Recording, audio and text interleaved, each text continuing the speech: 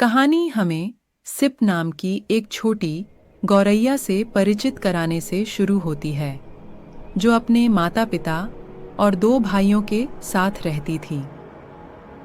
SIP एक मनमोहक पक्षी था, जिसके छोटे मुलायम पंख थे, जो छाती पर लाल, शरीर पर भूरे और भूरे रंग के थे। उसके पंखों का रंग भूरे रंग में बदल गया। सिप और उनका परिवार एक चर्च के बेल टावर में रहते थे।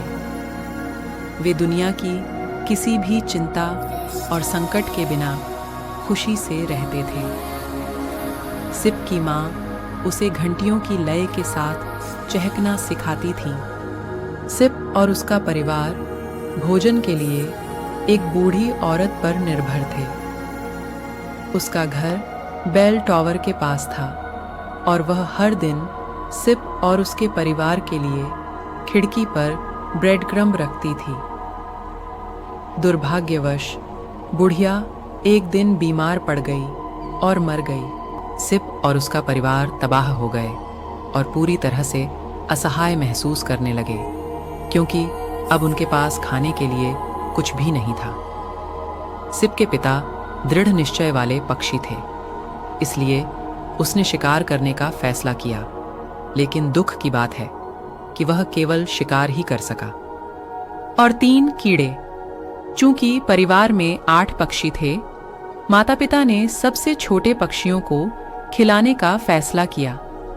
सिप और उसके 2 भाइयों को खाना मिला और बाकी भूखे रह गए। समय के साथ शिकार की गति धीमी होती गई और खाने के लिए मुश्किल से ही कुछ बचा। इसलिए सिप और उसकी माँ ने मामलों को अपने हाथों में लेने का फैसला किया। वे खाने के लिए खिड़कियों पर चोंच मारने लगे, लेकिन लोगों ने उन्हें भगा दिया। यह कठिन परीक्षा हृदय विदारक थी। फिर सिप और उसकी माँ गए। एक दिन एक बेकर ने उनका पीछा किया और उन पर राख से भरी एक बोरी फेंक दी, जिससे वे सभी भूरे हो गए। लेकिन सुरंग के अंत में रोशनी है, और उसी दिन सिप के पिता को एक ऐसी जगह मिल गई जहां कोई रोशनी नहीं थी। भोजन की कमी।